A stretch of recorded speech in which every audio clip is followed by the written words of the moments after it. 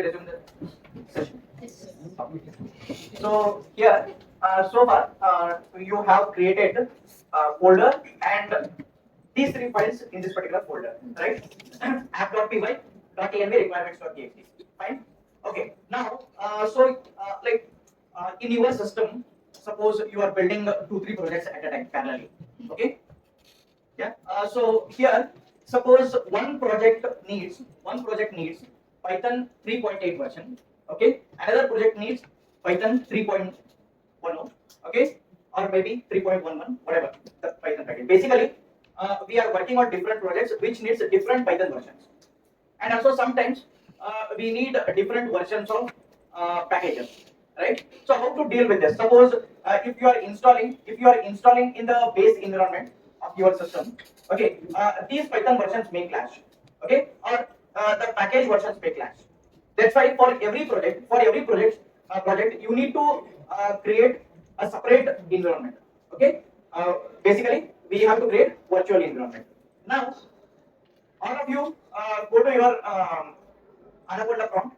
Go to Anaconda prompt and create virtual environment before installing any of your packages. Okay. Conda create. This is the command. Conda create -p pnv. What is this pnv? It's a virtual environment name. Okay. Whatever the name you want, you can give it. Okay. So here Conda create. Conda space create space -p. -p means path. You are giving the path of that virtual environment where you want to store. Okay. Here, when you say VELB, you will not give the complete path. It will create environment in your current folder only. Okay. Conda create -p VELB Python double equals to 3.10. Okay. This is the Python version. This is the in your virtual environment. It will create virtual environment with this Python version. -y space -y. What is that -y? Whenever you can see, whenever you installing the package, it will ask so many times. It will ask whether you want to go ahead or not. Yes or no. Yes or no. Every time you have to type y. You have to go to next step. Okay. Suppose you want to say like whatever you want to do, you do it. I am agreeing with that. Okay. I am saying yes for that. Okay. -y. Okay. It will install that particular or it will create virtual environment. Okay. So Conda create -p pnv Python double equals to 3.10 -y. ಇದೇನ್ ಮಾಡುತ್ತೆ ಇದು virtual environment create ಮಾಡುತ್ತೆ. Okay. Now it will take some time. You execute that. Sir, VS Code and Anaconda prompt. If everything path is set, everything is done, then like it will take a lot of time. Okay, if you are setting the path and all, that's why I'm preferring that particular Anaconda prompt. Okay, so many people will get the issue because of the okay. Conda deactivate I will do Python hyphen yeah env. I will give some other virtual environment name my env because env is already there in my system. Here you have to say yes. See here. It is installed my env. Okay. Now I have to activate this. To activate, there is a command called my env now slash scripts slash activator. Okay. Activator.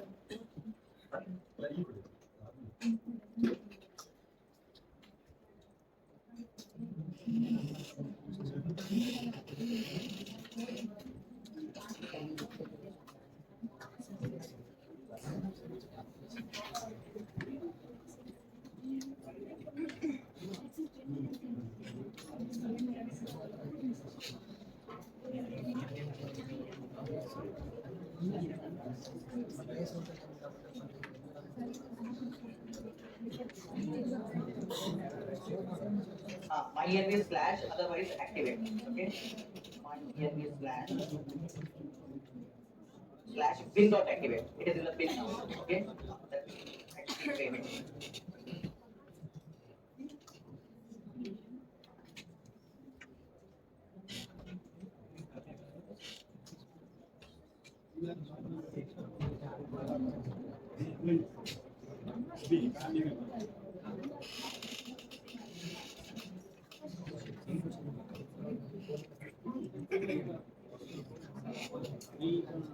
That's a Windows command actually.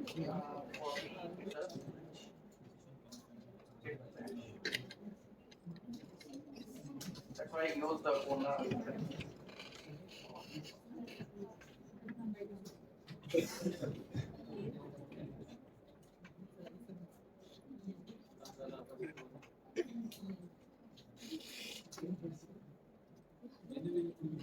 Try to install this phone now. Yeah.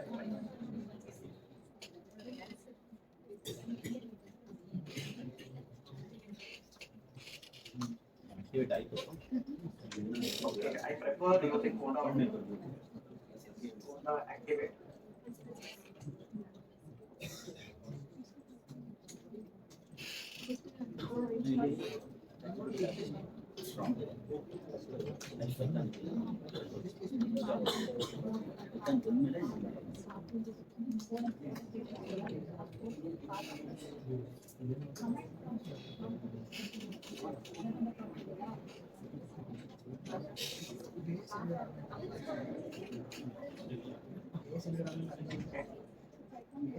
This is the command, you try installing, creating virtual environment using phone now. Requirements.txt. Here you need to list out all the packages with versions. You need to list out all the packages with versions. And in each line you should have only one package name. Okay, only one package name. You should not list out all the packages in a single line. Okay, in each line you have to mention one package. Okay, with the version. For example, these are 5 packages. Okay, we need for our project. First one is LangGraph. LangGraph is a Agentic AI framework. Okay, LangGraph double equals to 1.0.4. LangGraph double equals to 1.0.4. Okay. Here the version is 1.0.4. Next, LangChain -4 double equals to 1.1.0. Okay. Like this, we need 5 packages. Other 3 packages are LangChain -OpenAI, Python-.env, Streamlit. Okay. These are the 5 packages. Okay. All of you list out in your requirements.txt. I will give you 2 minutes. All of you just type it. Okay. You list out all these 5 packages with versions. Sir, OpenAI Instead of saving every time, okay, you just select auto save. If you you select auto save here. Go to file, select auto save. Every time when you edit, it will be automatically saved, right? Okay. Anybody who is having doubt in .env file? How many of you have created .env file and stored this particular API key? Raise your hand, please. Then there is no doubt with respect to .env now, right? Okay. Then open requirements.txt. Open requirements.txt. Are you with me? There are 3 files only. One is .env, requirements.txt, app.py. Okay. .env, you close it. If you have stored that particular value, close it. We don't need anymore. Okay. Don't delete that. Just close it. Okay. Yeah. Next, requirements.txt. Here, what we have to do, all the packages which we need for this particular project, you just list it out. Okay. There are only 5 packages are there. You list it out. Suppose if we need like a NumPy, Pandas, okay, OS package, JSON package. Suppose if we need those. All packages are basic packages. We need to install it. Okay. How to install? I will let you know after this. Okay. You just list all the packages with versions.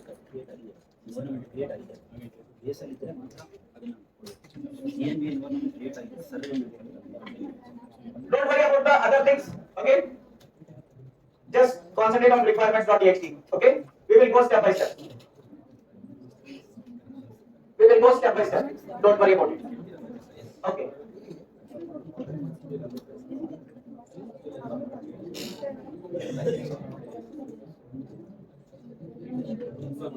Just take 1 to 2 minutes. Copy all the packages. Don't do any mistakes in spelling mistakes here. And all the you can see all the characters are small letters. All the characters are small letters here. Okay. And there is a hyphen. Don't miss this hyphen. And here double equals to is there. Okay. You have to give double equals to. Don't use single equal symbol. Okay, if you do any mistakes in any spelling mistakes in these packages, okay, you will get module not found error. Understood?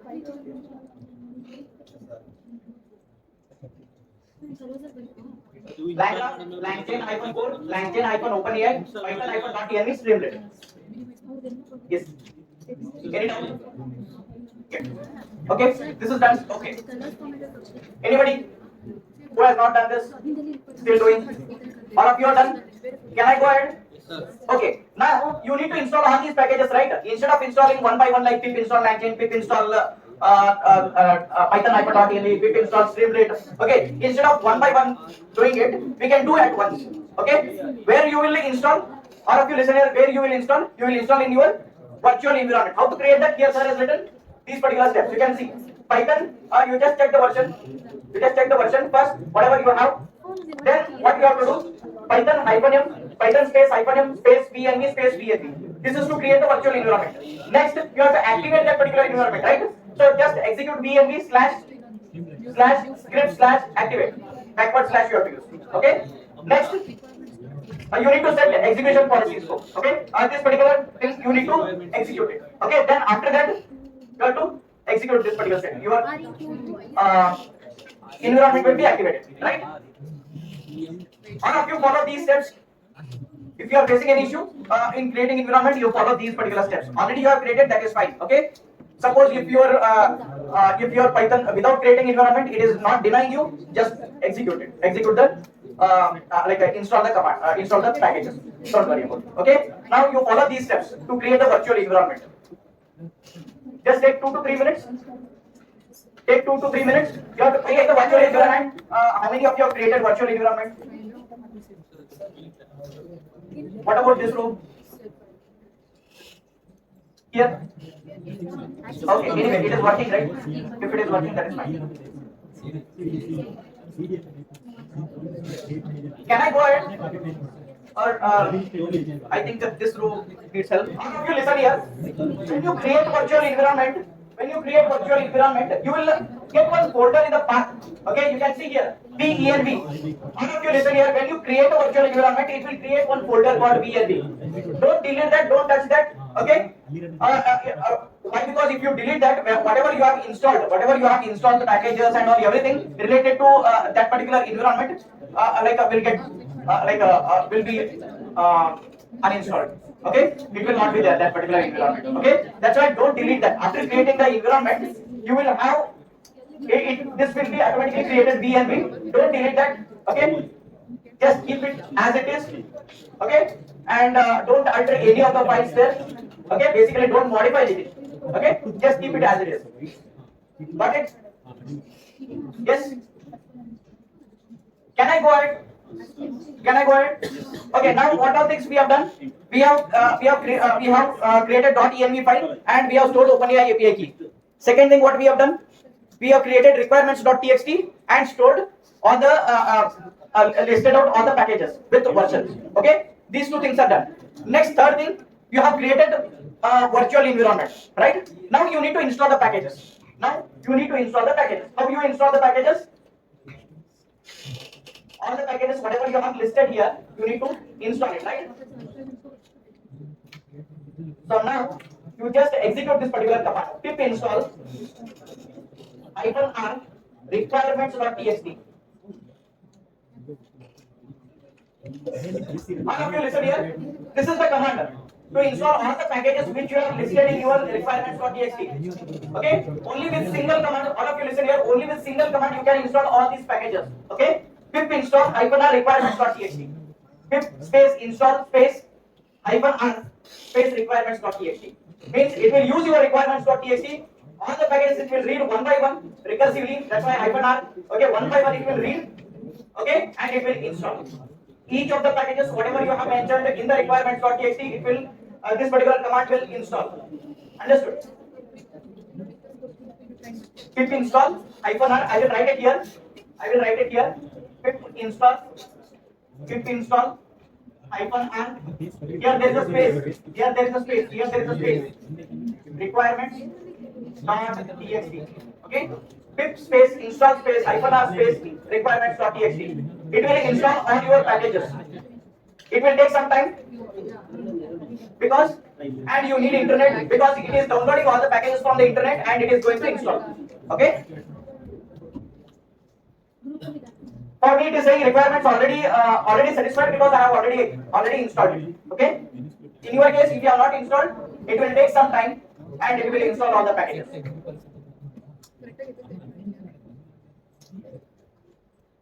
Okay. Now, what all things we have done with respect to .env? Uh, we have stored API key with respect to requirements.txt. We have listed out all the packages in the file. Then we have installed all the packages with the command pip install -r requirements.txt. Now, with respect to .env and requirements.txt, it is done. Okay, so close that requirements.txt. No more you need. Okay, .env file requirements.txt. Okay, you close it. Now we have one more file. These two. Okay, we tick mark these two .env requirements.txt. Okay, close it. Now we will write the code app.py. All of you listen here. Already this particular file sir has shared, right? App.py. You open it in a notepad. Open it in a notepad. We will not directly execute that particular code. Okay, line by line or part by part. I will explain, and you just copy paste. And okay, I prefer typing each line. Okay, each line. But there is an interest of time. We just copy paste block by block. Okay, I will explain the particular part, and you just copy paste that particular thing. Okay, just open that particular app.py in a notepad. Okay, open with notepad. Right click, open with notepad. It's in a WhatsApp. Just you download that. Okay, it will be in a download folder. Right click on that. Open with notepad.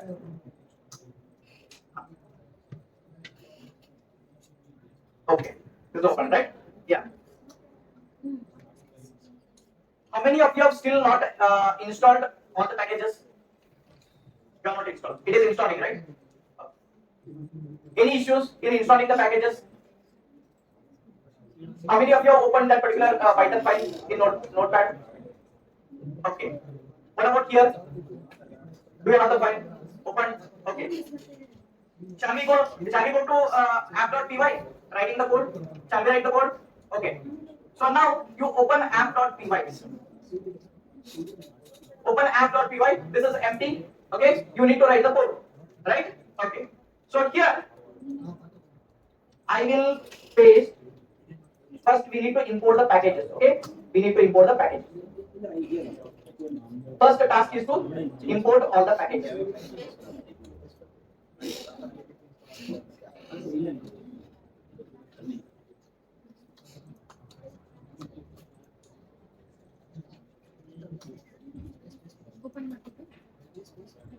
Okay, all of you listen here.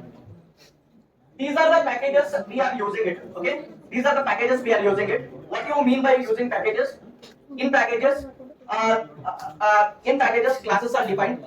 Okay, or you may have the definitions or the functions. Okay, functions. You may have classes. You may have functions. You may have variables or the constants. Okay, these three things we may have in the packages. Okay, these are classes.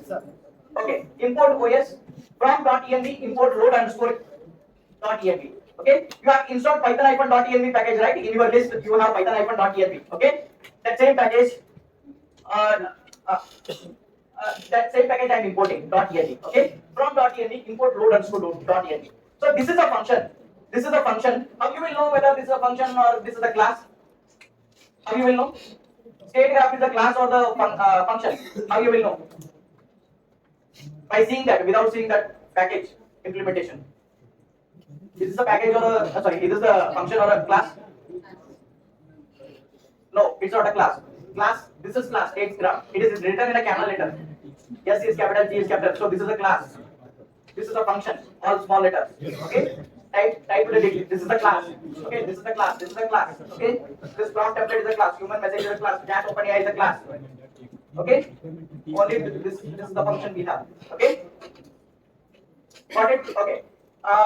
All these and next from typing import type date optional list. Okay. For here we have some data structures. We have some specialized data structures we need to use in Agentic AI development. That's why we are importing these particular three things. We will see what are things we have there. Okay. Next from line-graph.graph import state graph start end. So basically whatever you create this particular framework, it is in the graph structure. It is in the graph structure. Like you will have nodes, you will have the edges, conditional edges, start node, end node. Okay. So that's why this is the start node, this is the end node, this is the start of the workflow, this is the end of the workflow. This state graph is a class to create the nodes. to create the new nodes. Already these two nodes are we can have okay start and end. Suppose we want to create new nodes, we have to create the object of this particular class and create the node. Okay, we will see that later. Next, from LangChain underscore OpenAI import chat OpenAI. Here, why we are using this particular class is like we need to call the OpenAI LLM. Okay, we need to call large language model. Okay, how to call? You have to call the function basically API. Okay, API function which is written in this particular class. That particular function is written in this particular class. We are using it to call the LLM. Okay, that's why we are importing. From LangChain underscore OpenAI import chat OpenAI. Okay. Next, from LangChain underscore core dot prompts import prompt template. We need to create the prompt template. Sometimes in the prompt we need to we need to pass some data. Okay. For example, user question. User question. It is not static thing. It's a dynamic thing, right? We need to store in that. We need to create the template. Okay, and then we have to pass that particular variable. Okay, that's why you create. Sorry, you write this particular statement to use that particular prompt. Next, from LangChain underscore core dot messages import human message. To pass our question, we need human message. Okay, all of you are clear with this? You just from the notepad you just copy only import statement to your app.py. Okay, I hope you don't have any doubts in import statement. If you are familiar with C programming, you know the statement that hash include stdio. What is that hash include? You are storing the you are loading the library, right? Here also same thing you are doing. You are loading the functions and the classes from the library, from the package. Okay. Next. Okay. Till line number 15, anybody is having doubt? Till line number 15.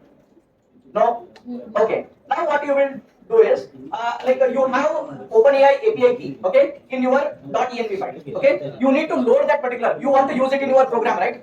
In your Python program, okay. So first you need to load that particular environment variable, okay. You need that particular API key in your Python file. That's why what you have to do is, you have to call this particular function load underscore .env. You have imported above, okay. By calling this particular load underscore .env, what you are doing? You are loading all the environment variables from .env file. Okay? Yes, you have loaded here. Now after loading all the environment variables, you want to fetch that particular OpenAI API key value. Okay, and store it in one variable. This is the variable OpenAI underscore API underscore key. In this variable, you want to store the value of this API key. So how to get that? You have loaded it. How to fetch that? Using getEnv function. GetEnv function is there in the OS package. OS package already you have imported. Okay, OS.getEnv of OpenAI underscore API underscore key. Here you have to give the double quote. Okay, inside the double quote to provide. This is the environment variable, not the normal variable. Normal variable you don't provide double quotes or any of the quotes. Okay, here you have to give the double quotes. Inside the double quotes you have to provide the name, environment variable name, OpenAI underscore API underscore key. Okay, if you want you can print it and see. Okay, you will get the key. For example, how to print OpenAI API key. So here how to run this particular file. How to run this particular file? Python space. You can see here. This is the key, right? I have given you. I am just printing it. I want to confirm whether I am reading it or not. Okay? From the .env. Understood? Any doubt here? Till line number 23, do you have any doubt? Please raise your hand if you have any doubt. Done? Okay. Next. You need to initialize OpenAI model. Okay, you need to initialize OpenAI model. Suppose if you are using any model like GPT 3.5 Turbo or GPT 4o or GPT 4o Mini, whatever the model if you are using, you need to create an instance of that model. Okay, you need to create the object of that model. This chat OpenAI is a class basically. You have imported. Correct? All of you listen here. Chat OpenAI is a class. You need to create an instance. This LLM is the instance. Okay, you want to call your large language model GPT. What is that? GPT 3.5 Turbo. You need to use this particular object. Through this object you can call. Okay, you are creating the object. LLM equals to chat OpenAI. Temperature equals to 0.2. Model name you have to mention in the string format. GPT -3.5 Turbo. Next, OpenAI API key you have to pass. You have to configure that particular, right? In order to here you are configuring OpenAI underscore API underscore key equals to OpenAI underscore API underscore key. Can anybody tell me if you know object-oriented programming? Okay, here what I am doing. What is this statement all about? With respect to object-oriented programming, anybody? What exactly I am doing? What is this? What is this? What are these? Why I am passing? Anybody? Yes. Yes. What is that variable? It's called. This is a class. Variable of that class means what? Object. Okay. Why I am passing here? While creating the object, I am passing these parameters. Then what? What is it? It's not a function, right? It is not a function to pass. It's a class. You are creating the variable object. Why I am passing this? You know constructor. What is constructor? By creating the object, you initialize some of the parameters, right? Do you know whether there is a function called init? Init function. That is a constructor. Okay. Init function is the constructor. By default, when you create the object, this function will be called. Okay. It will assign these parameters. Okay. So temperature you are setting 0.2. These are the parameters which are there in the init function. We are initializing it. Okay. TPD 3.5 turbo as a model name API, OpenAI API. Okay. So while creating the object, you are initializing these parameters. Right. So now coming to generative AI. Okay. What is this temperature? Model name you understood, OpenAI API you understood. Okay. What is this temperature? Temperature I am setting it to 0.2. What do you mean by that? Okay, that is fine. Okay, default value. With respect to generative AI, LLM model, what is temperature? Okay. So what is that number? Why we are using? Anyway, yeah. So here, this value is between basically 0 to 1. Temperature value is 0 to 1. Okay. So what is 0? 0 means it is a deterministic model. It is completely deterministic model. Means it will what I can say, it will not give creative answer. It will give always. It will give deterministic answer. Sometimes, suppose I want to write a story. Okay, I want to write a story. I want to be more creative. In that case, I will set 1. Okay. In that case, I will set the value near to 1. For example, 0.9, 0.7, whatever value near to 1. I will set. I will set very high value for temperature when I want the system to be probabilistic. Probabilistic means creative. It will be more creative. If we set the temperature value less, means it will be deterministic. For example, some medical use cases, we need deterministic value. There we don't need any creativity. Just want to fetch the things. Okay, as accurate as possible. Okay. Sometimes when you go for creative, you will lose the context. You will lose the a technical words. When it writes, it will not give you in a proper technical words for that particular domain. Okay. For story writing, whenever we want to be creative, we set temperature value according to that. Okay, this is what temperature is. It is between probabilistic and deterministic basically. Okay, yeah. You have initialized this particular model. Just copy paste. If you understood, then only you copy paste. Otherwise, ask me if you have any doubts.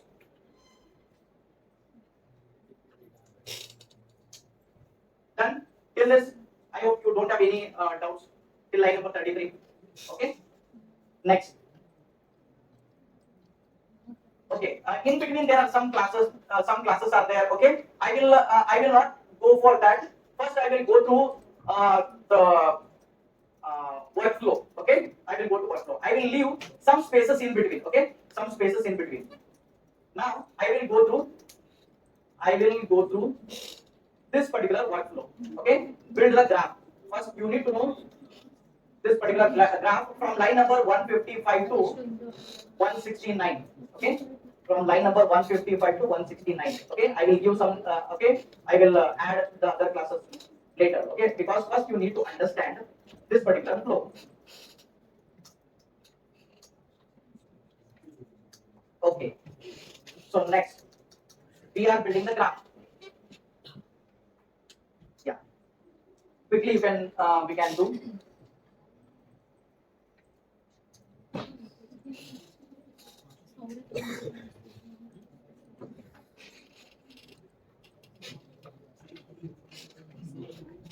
Okay, so far are you with me? Next. So here you need to create the workflow, right? There are some three agents. Okay, how to start, how to end, in between, how you need to transit between the nodes and all. Okay, you need to set it. So first you need to create the graph. You need to create the graph. There is a class called state graph. There is a class called state graph. You are creating the object of that graph. And support state, I will tell you what is that later. Okay, as of now you understand this object is needed. You need to create the workflow. Okay, to create the workflow you need that. Okay, this is for storing the memory basically. In each see here, in each of the node, okay, you process the particular thing and you want to store some value in that particular state. In that case, with with the help of this, you store the memory, you store the values. Okay, that's why we will be using support state. Later we will see that. Okay, you create the object of the graph. Next, you need to add the node. What do you mean by adding the node? This is your workflow. This is your workflow. You are building it here. Okay, this is the graph. Graph dot add underscore node. Add underscore node. You need to add the node. Categorize query. Okay, this is the node. Categorize underscore query.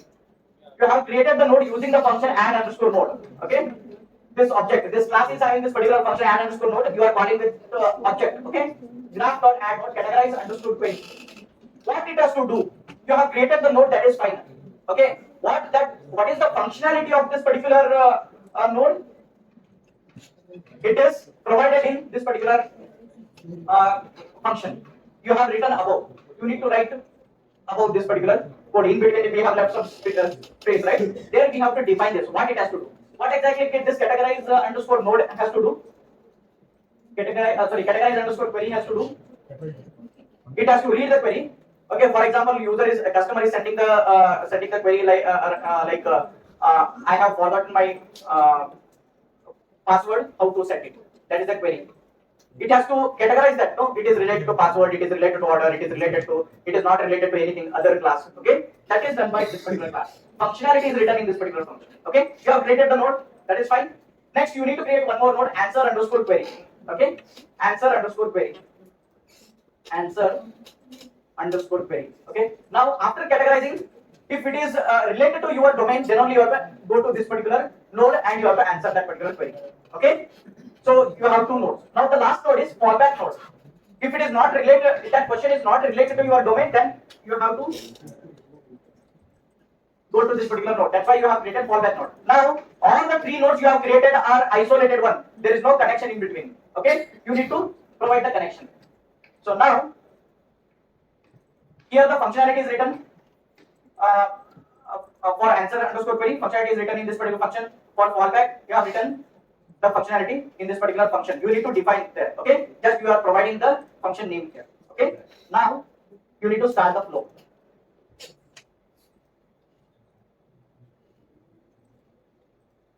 Okay, this is actually the full code from here. Okay, so now you have created the nodes. You need to create the edge now. Okay, so here add underscore edge from start to categorize underscore query. Start is already, that particular class is available. That is the node, first node. Start to categorize query. You have created the edge here. Okay, edge here. Now from categorize query, you have to go here or here. You need to get the condition right. In between there should be a condition. Correct? You cannot just directly go to any random node. Okay, that's why I am writing one function. I am writing one function here. Okay, so here add conditional edge. In between I have those two particular layers. Okay, I need to check this particular condition. Add conditional edges. What is the condition? There is a a function called root underscore after underscore categorize. Root after categorize. I have written a function that will decide. Whether I have to go to answer query or the fallback query. Okay, here the output of the return value of this particular function will be provided here. It may be answer underscore query, it may be fallback based on your query. Okay, so here I will go to this particular function. It will fetch the state. In state, all the memory will be there. Intermediate results will be stored in that particular memory. Okay, you have already the category provided by your categorize underscore query. node. Okay, that is stored in support state, that particular class. Okay, now you fetch that state.get of category. Category value you fetch it and then store it in this particular variable cat. Okay, if cat in password order return working hours, it will return you the class, right? A class in the sense label, basically. Label it will return. Okay. Yes, it will return you the label, password, order, return, working hours. If the category value is one of these, then you have to return answer underscore query. Okay. Otherwise, return format. You have to go to format. Okay. So here there is a condition. Here there is a condition. What is that condition? Uh, it is root after categorize. It has to call this particular root after categorize. It has to call this particular function. This particular function will say whether you have to go here or here. Understood? Okay. If the category is related to this, then you have to go to answer underscore query. Otherwise, it has to go to format. Okay. Understood? Any doubt here? Okay. Now conditional edge you have. After that,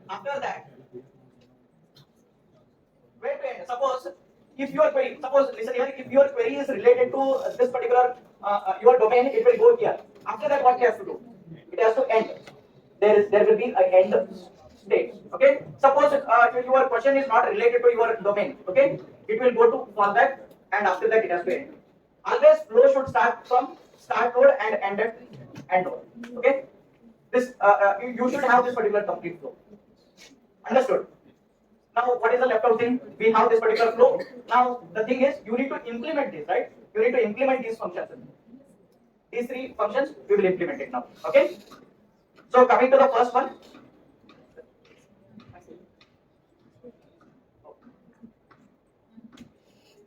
Okay, now, have you copied this till the end, line number 78? From here to here, build the graph to copy it till this workflow. Done? Okay, now we'll go to this particular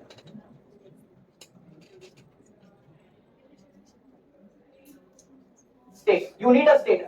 As I told, there are three important key things in your agentic workflows. That is LLM. Second thing is tools. The third thing is memory. Okay. So memory is my basically this particular state. Okay. Here memory in the sense intermediate values we store it here. Class support state. Support state is the class name and type the dict means we want to store it in certain format. Okay. It is like a data structure. Another data structure. Okay.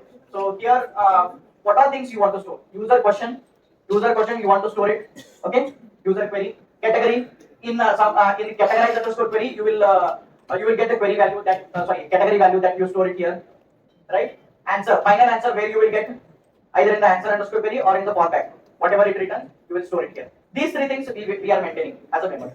Okay, and what is the value? What is the data type of user underscore question? String.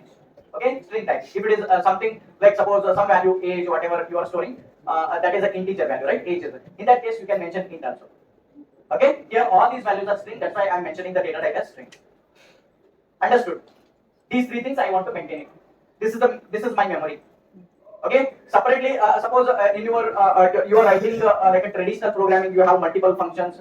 Then what you will do? Suppose one function is using the output of another function. Then you will return that value to here. Here you will call that particular function. Those things will not happen.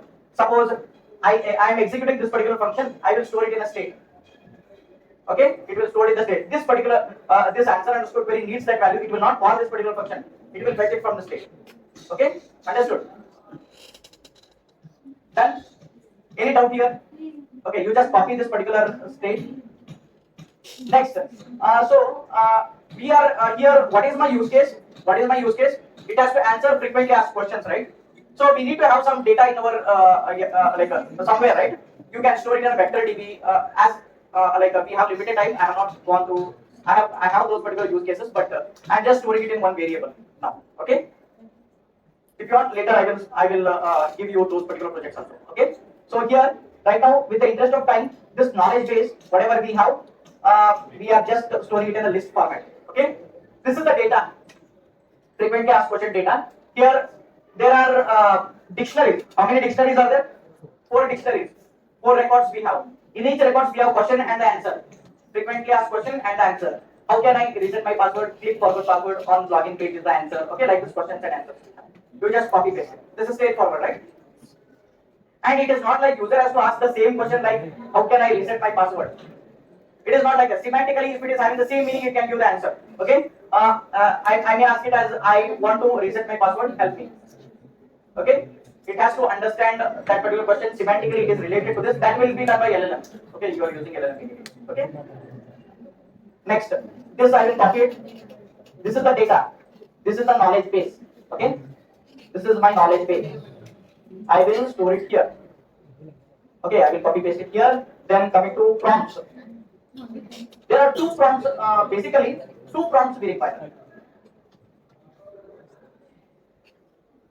Okay. So here, the first prompt is for categorization. Okay. This is a categorization prompt. Prompt template I will create. Input variable is user question. User question, whatever we give, this is the input for this particular prompt. Okay. First I will set the prompt. You are a helpful assistant. You are a helpful assistant. Classify the following user question into one of the below labels: password, order, return, working hours, other. Okay. It will read this particular user question. It will label it according to whatever that particular question is. Okay. This is what the template is. Why you call it as a template? Because there is one variable. This is dynamic. Dynamically it changes. Okay. User asks any random question, right? It has to like replace this particular variable inside that particular curly brace. Okay. With the actual brace. Okay. This is the template. Understood? Any doubt regarding categorization prompt? No? Okay. Next, frequently asked question answering prompt. So here you can see, here there are 2 input variables. One is the user question and the other one is the frequently asked question underscore data. Okay. So here is the prompt. You are a customer support assistant. Here are FAQs. FAQs it will provide. Okay. Answer this user question. User question is provided. If not found in FAQ, say I don't know. Okay.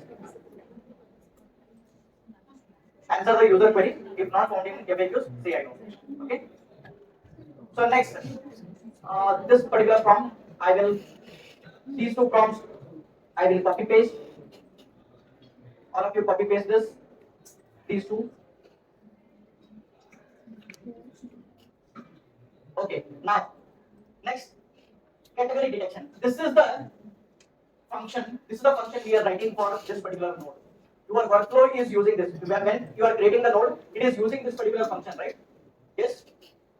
Functionality, whatever you have written in this particular function, it is used by this particular node. Okay? So categorize node state, support state, tick. What is this actually? Do you know? Means you are saying strictly that this particular function returns dictionary only.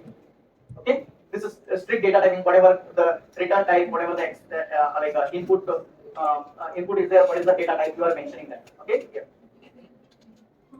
Means by mistake if you are returning anything other than dictionary, okay, it will give error. You will for debugging it is very easy. Okay, that's why you write it there. Okay. So now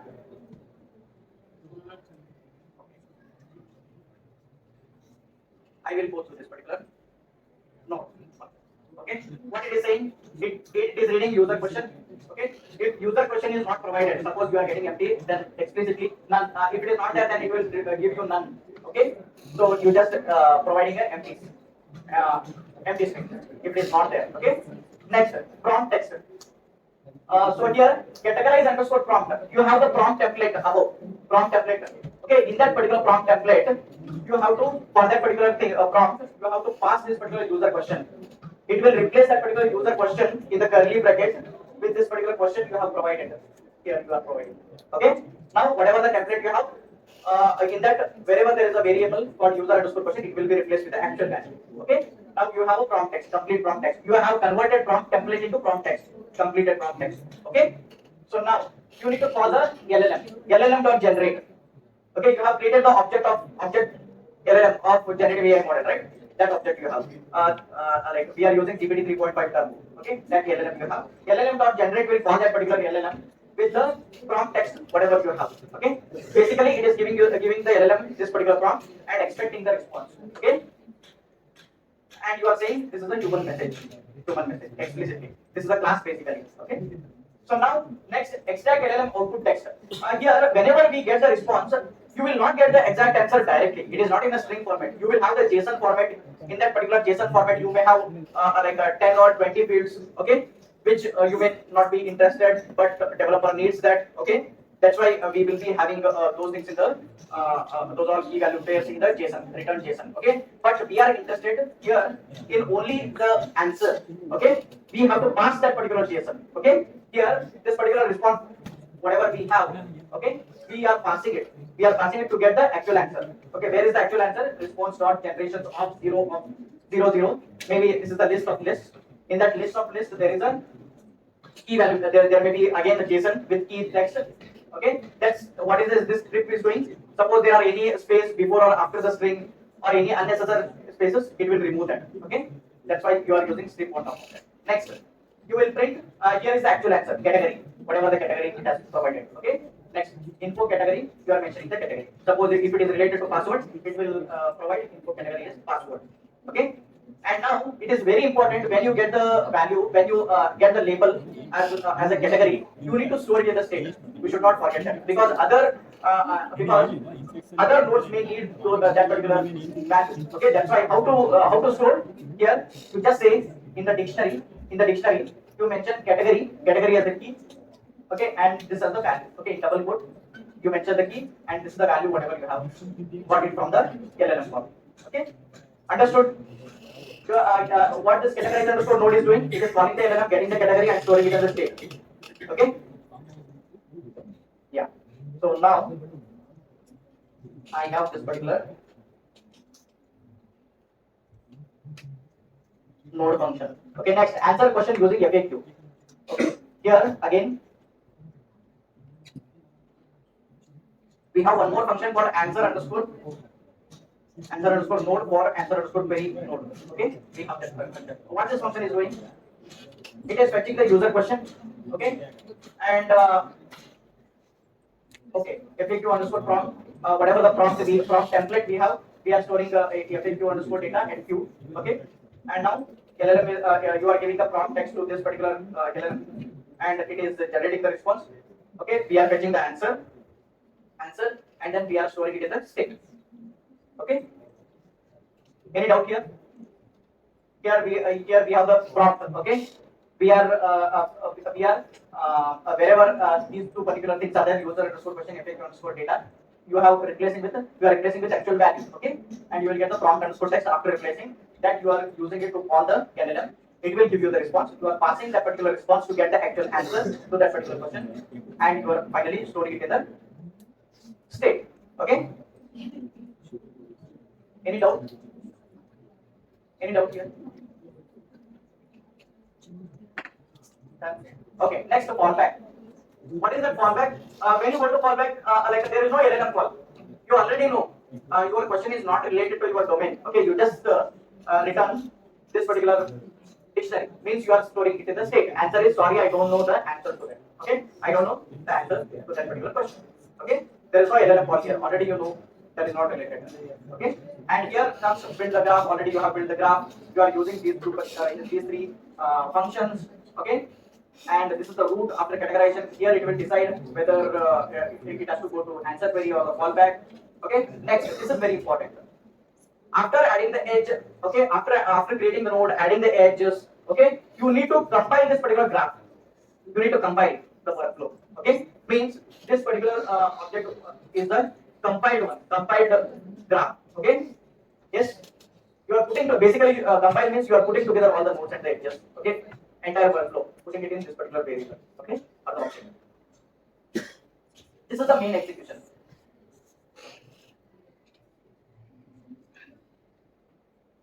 Okay, in the main function, what you will pass?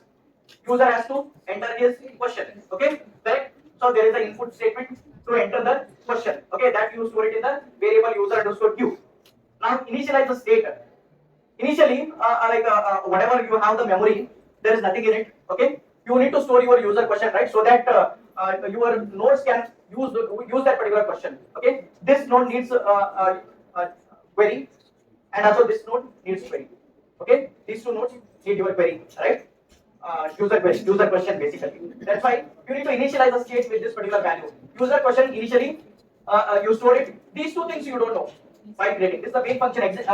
Remember here, always your execution starts with main function. Okay, you don't have anything in your state. You just initialize user underscore query after taking the input. Okay, these two you set it to none because you don't know. This will be calculated later by your nodes. Okay, next final equals to compile or invoke of init underscore state. This initialize state, whatever you have, you will invoke that. Okay, with the compiled workflow. Okay, means it will give your give state to this particular workflow.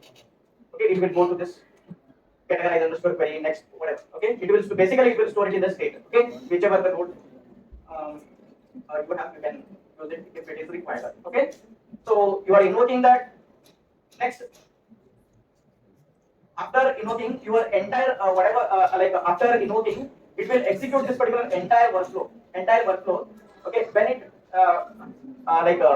ends this, okay, you will get the final result. Okay, you will get the final state. Okay, from that state you can get the answer. Okay, you can get the answer. This answer is the variable. You can see here in the state you have that particular variable. Also,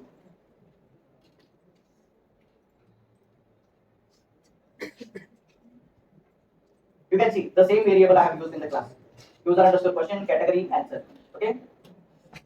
So user underscore question category and the answer. Okay. To store that, I will get the answer. So now, can you execute this particular code? Python space app.py. Python space app1.py. I have not pasted the complete code. What is that app? P1. App underscore p1.py. Okay. Enter your question. How to reset the password? I will just write it in my own way. Okay, it is not exactly that particular thing. That's why I am writing like this. Okay, I have forward the steps.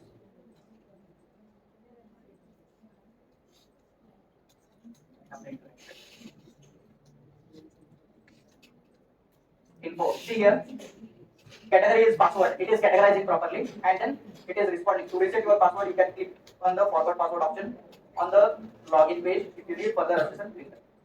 Okay, this is how. Suppose if I ask one more question, who is the Prime Minister of India? Okay, it is not related to my use case. It has to say I don't know. Sorry, I don't know the answer to this. Okay, even LLM is not having the like a generic knowledge. We don't want to answer to that particular question, which is not related to mine.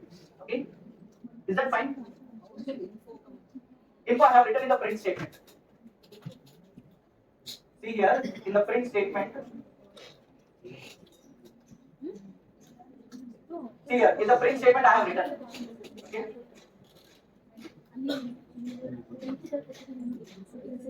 Any doubt here?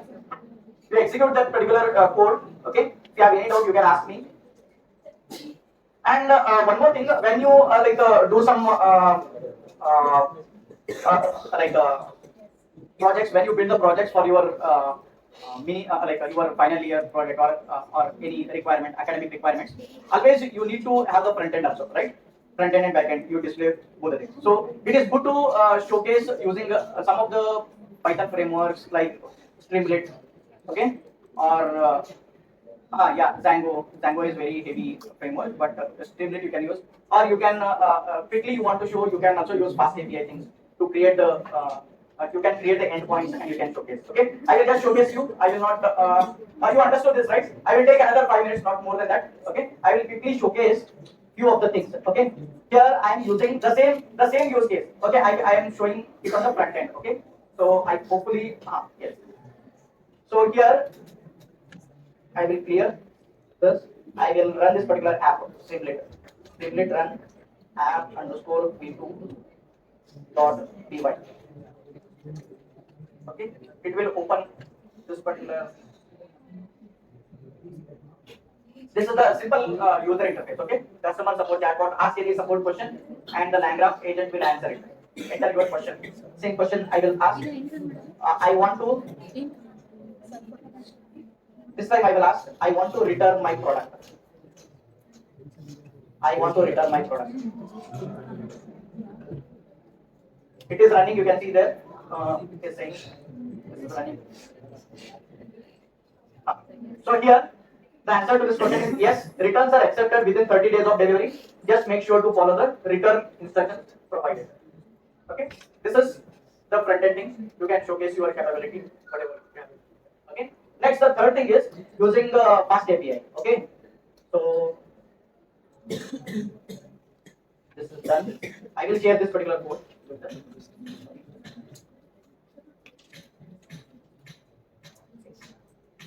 The third thing is fast API. I will basically, before coming to fast API, I want to give some background. So far you may be created or built some or trained some machine learning models. Okay, you have trained already machine learning models. In the same code, okay, you write the statement to predict. Okay, predict the value for the new data. Okay, right? So usually what you do, you combine both the codes. Okay, and every time you want to predict, you run the same program. Okay, it takes a lot of time to train it first and then predict it. Okay, next you want to test it for one more data. Okay, again you will run the Python file, again it will train. Okay, for training suppose it takes 10 to 15 minutes. For prediction it will take 5 seconds. Okay, 10 minutes training, 5 seconds prediction. Okay, how much time it will waste, right? So what you have to do, that's why in industry, suppose if you want to predict anything, it will not run. Your LLM will train every time when you ask a question. No, right? So how they have done actually? They create a model. Okay, they build a model. This is the machine learning model. Okay, this they will put it in the container. Always this particular container is running. Okay, this will be in the cloud platform, or you can also store it in your system if this is having very small size, that particular model. Okay, this basically this machine learning model will be running. Okay, in one terminal, you have one terminal, right? Open terminal we have. Okay, you can create one more terminal. You can see here. In one terminal, suppose this code is running, for example, Streamlit itself running in one terminal. Okay, you can create one more terminal here. You can see the plus, maybe this one, or new terminal, like I say. Okay, this is the new terminal. In one terminal, you may have that code is running, that particular server is running, whatever the machine learning model. In another terminal, you can run that. You can predict that. It will every time you no need to run that. You just separate the training script and the testing script. Okay, right? So this is what the concept of fast API. In fast API, what it will do? Whatever the program we have, program or the model, whatever you have, it will be running in one terminal. Okay, in another terminal, you will give the input and run that particular entire end-to-end flow, and you will get the answer. Okay, every time no need to run that entire code. Okay, so that is what the concept is. Next, okay, have fast API. You will get here, try it out. You have to provide the string here. Okay, then it will give you the answer if you execute that. Okay, whatever the string is, you will get it. Okay. So, or what else you can do is you also have Postman. Okay. Yeah, sorry. Here you have a Postman. Whatever the endpoint you have. For example, if this is the endpoint. Okay, fast API endpoint, and here you have to provide the question. Okay, whatever you are giving the question, what are your support hours?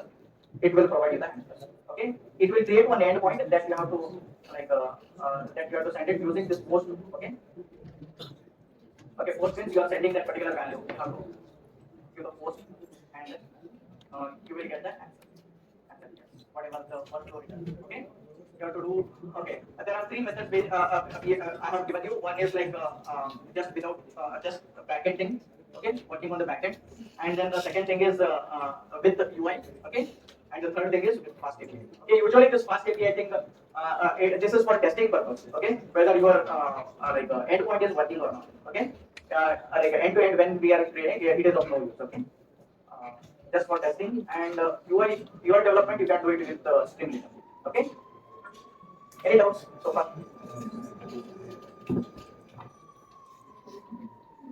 Thank you. a 3-day bilingual workshop on AI and data science masterclass, Tools, Trends and Transformation. ಕೃತಕ ಬುದ್ಧಿಮತ್ತೆ ಮತ್ತು data science ಮಾಸ್ಟರ್ಕ್ಲಾಸ್ ಸಾಧನಗಳು, ಪ್ರವೃತ್ತಿಗಳು ಮತ್ತು ಪರಿವರ್ತನೆ. First and foremost, I extend my heartfelt gratitude to our institution for giving us this wonderful opportunity. Despite not being able to join us today, I extend my sincere gratitude to Engineer P. Vishwanath, Honorable Secretary, Shri Ganappa Gowda, Honorable President, Dr. B. Sadashiva Gowda, Principal, and Dr. Shobha Shankar, Vice Principal and Dean Academics, for their unwavering encouragement, valuable support throughout this program.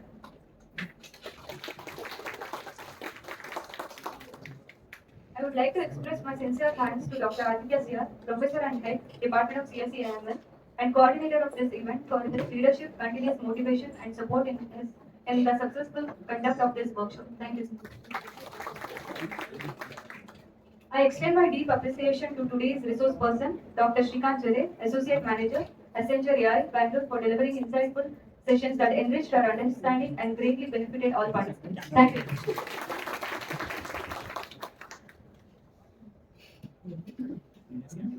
A small token of appreciation.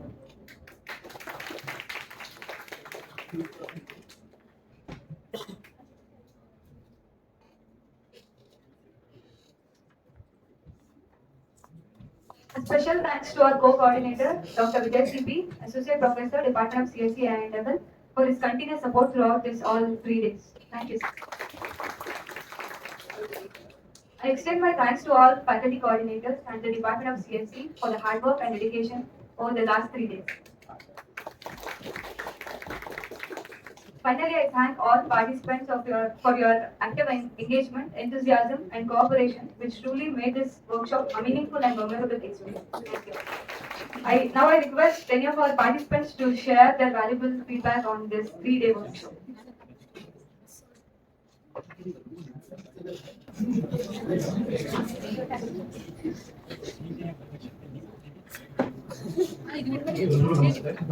ಕನ್ನಡದಲ್ಲೇ ಮಾತಾಡ್ತೀನಿ. ಒಂದು team ಇಟ್ಕೊಂಡಿದ್ದಾರೆ, ಆದಷ್ಟು ಕನ್ನಡದಲ್ಲೇ ಮಾತಾಡಬೇಕು ಅಂತ ಇದೊಂದು ಒಳ್ಳೆಯ ಪ್ರಯತ್ನ. ಅದಕ್ಕಿಂತ ಮುಂಚೆ ಮತ್ತೊಮ್ಮೆ ಎಲ್ಲರಿಗೂ ನಮಸ್ಕಾರ. ಈ ಕಾರ್ಯಾಗಾರ ಕೃತಕ ಬುದ್ಧಿಮತ್ತೆ ಮತ್ತು ಡೇಟಾ ಸೈನ್ಸ್ ಮಾಸ್ಟರ್ ಕ್ಲಾಸ್, ಸಾಧನಗಳು, ಪ್ರವೃತ್ತಿಗಳು ಮತ್ತು ಪರಿವರ್ತನೆ, ಈ ಕಾರ್ಯಾಗಾರ ತುಂಬಾ ಉತ್ತಮವಾಗಿ ಮೂಡಿ ಬಂತು. ನಿಮ್ಮೆಲ್ಲರ ಪರವಾಗಿ ನಾನು ಒಂದು ಕೃತಜ್ಞತೆಯನ್ನು ಸಲ್ಲಿಸ್ತೇನೆ. ಈ ವಿಭಾಗಕ್ಕೆ ಅಂದ್ರೆ ಈ ಡಿಪಾರ್ಟ್ಮೆಂಟ್ ಆಫ್ CSE, ಆ ವಿಭಾಗಕ್ಕೆ ಒಂದು ಒಳ್ಳೆಯ ಕ್ರೆಡಿಟ್ಸ್ ಅನ್ನು ಕೊಡಲು ಇಷ್ಟಪಡ್ತೀನಿ. ಯಾಕಂದ್ರೆ ಅವರು ವಿವಿಧ ಕ್ಷೇತ್ರಗಳ ತಜ್ಞರನ್ನ ಕರೆಸಿ, ಅದು ಅಷ್ಟು ಸುಲಭವಾದ ಕೆಲಸ ಅಲ್ಲ. ನಾನು ಒಂದು ಆರ್ಗನೈಸ್ ಮಾಡಿದ್ದೀನಿ. ನನಗೂ ಕೂಡ 18 ವರ್ಷದ ಪಾಠ ಮಾಡಿರುವ ಅನುಭವ ಇದೆ. ಬೇರೆ ಬೇರೆ ಕಾಲೇಜಲ್ಲಿ ಕೆಲಸ ಮಾಡಿದ್ದೀನಿ. ಅದರ ಕಷ್ಟ ಅವ್ರಿಗೆ ಗೊತ್ತಿರುತ್ತೆ. ಇದು ಅರೇಂಜ್ ಮಾಡೋದು ತುಂಬಾ ಕಷ್ಟ ಇದೆ. ಸೊ ಎಲ್ಲ ತಜ್ಞರಿಗೂ ನನ್ನ ಒಂದು ಕೃತಜ್ಞತೆಯನ್ನು ಸಲ್ಲಿಸಿ ನಿಮ್ಮೆಲ್ಲರ ಪರವಾಗಿ ವಂದನೆಗಳನ್ನು ಸಲ್ಲಿಸ್ತೀನಿ. Thank you.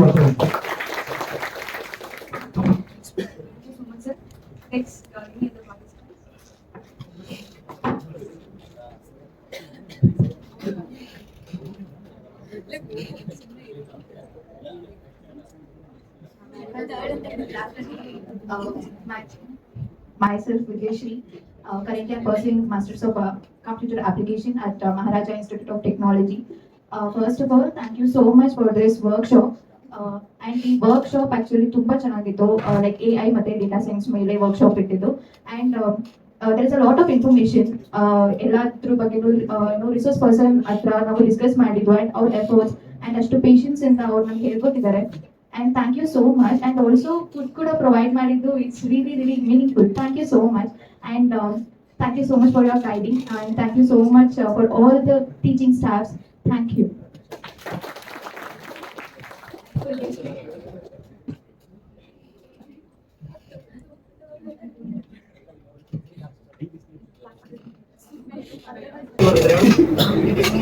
I'm Sadhana from MIT Mysuru. My heartfelt thank you to Vidyavardhaka College of Engineering and Atal to conducting this workshop. And the sessions are very interactive and meaningful, and it contain a very lot of experience of professors and some of overall it was a very interesting and I'm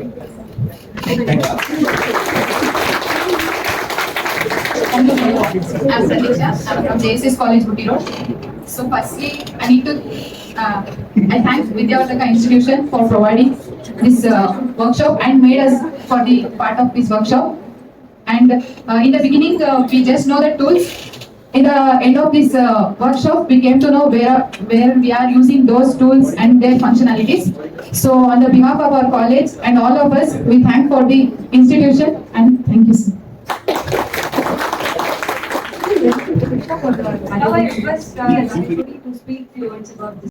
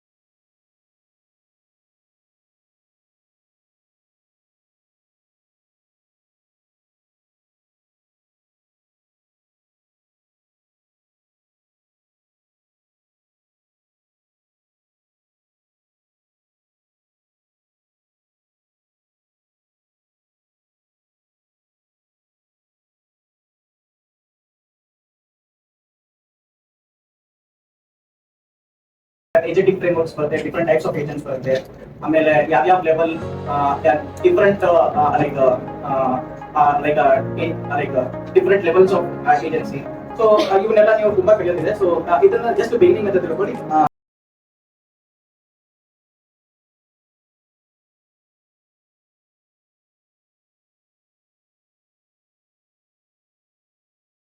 you, sir, for your valuable time and sharing your knowledge with all of us. I once again thank all participants for your active encouragement, enthusiasm, and patience learning, which truly made this workshop a memorable experience. After giving feedback and after attending quiz, please join for photo session and followed by snacks is arranged. You all can have. Thank you once again. Thank you.